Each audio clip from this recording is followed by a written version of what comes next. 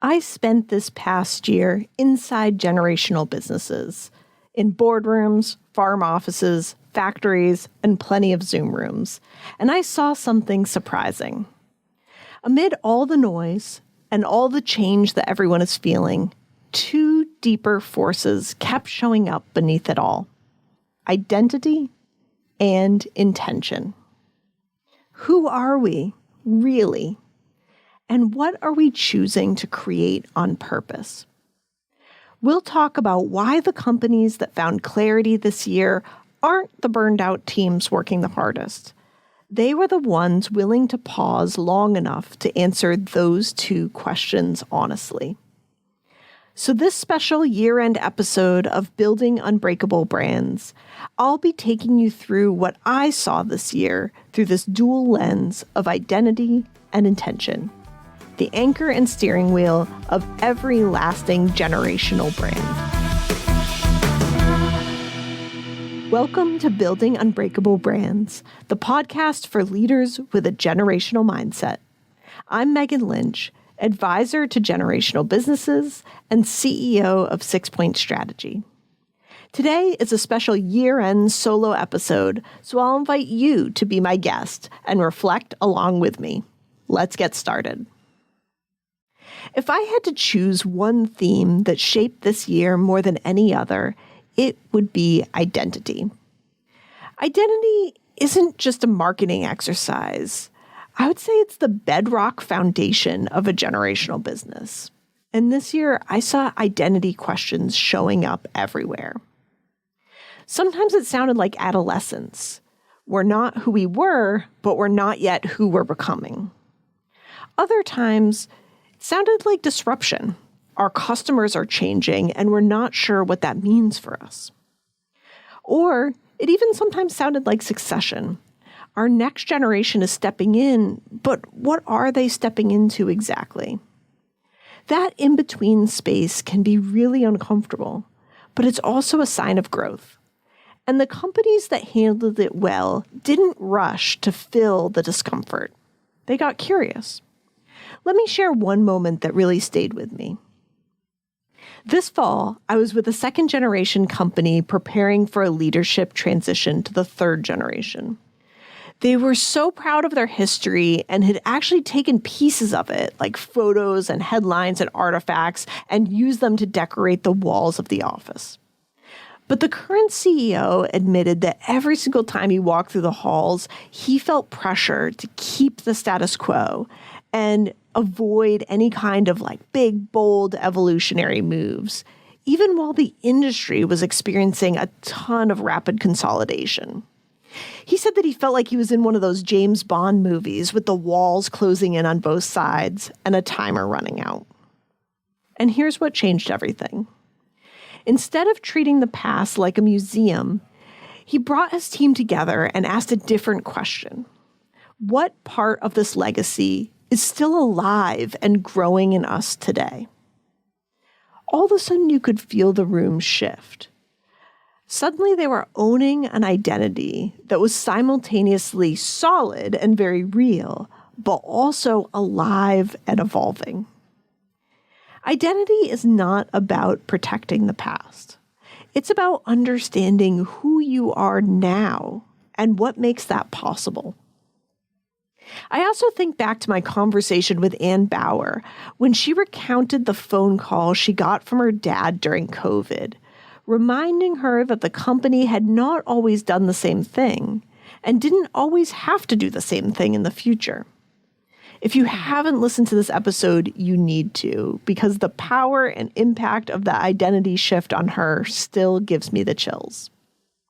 There's something else I was reminded of this year, too.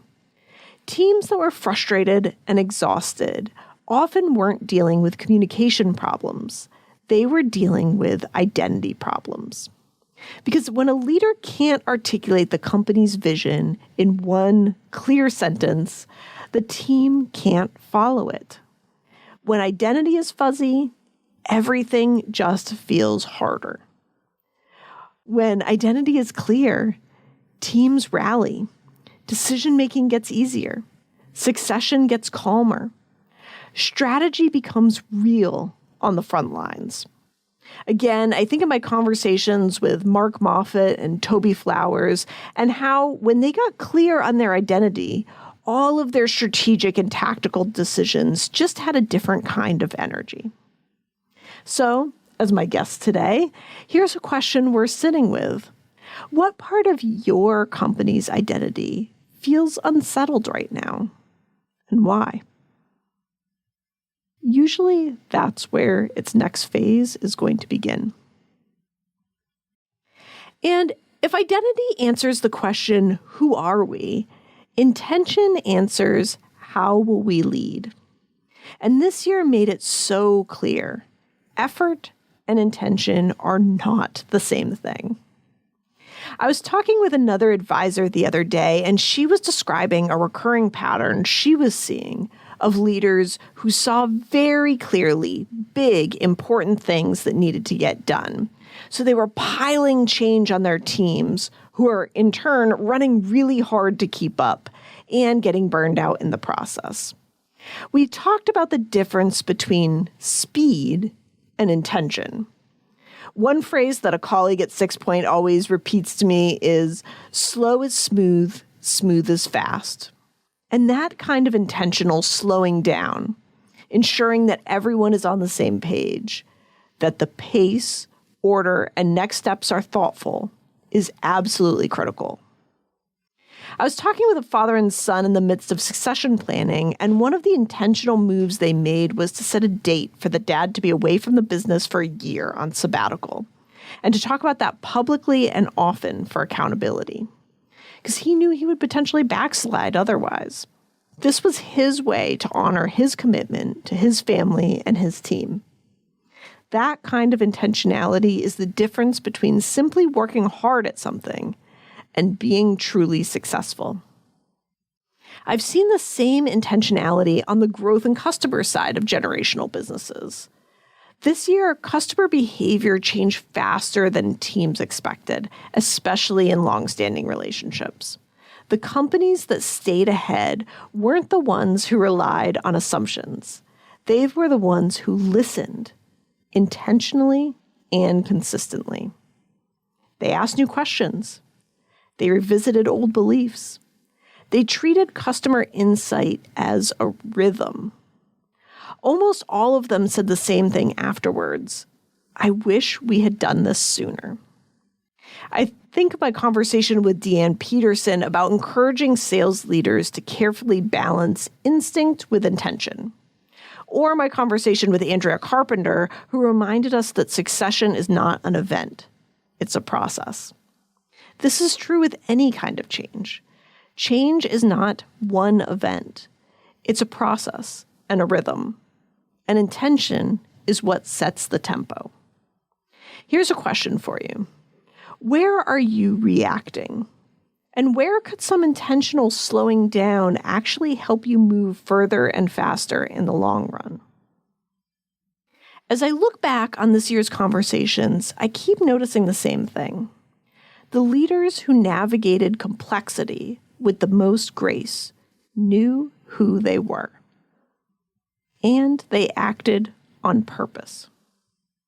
Whether they were preserving a 100-year-old legacy, or reinventing a product line, or addressing cultural drift, or planning a transition, everything got easier when identity and intention were both clear.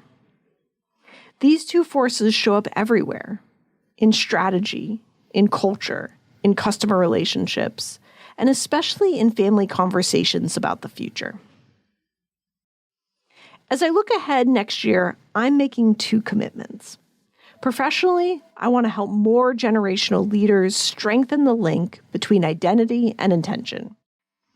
It's what drives alignment, resilience, and confident succession, and it's the work that matters the most to me. Personally, I'm committing to creating more space between stimulus and response, because clarity doesn't just appear. We create the conditions for it. Thank you so much for listening, and thank you for another year of learning and discovery alongside me. If this episode sparked questions about the identity or intention inside your own generational business, please reach out to 6 Point at any time. This is the work we're built for. I'm wishing you a restorative and reflective start to the new year. And Henry and I will see you next time on Building Unbreakable Brands.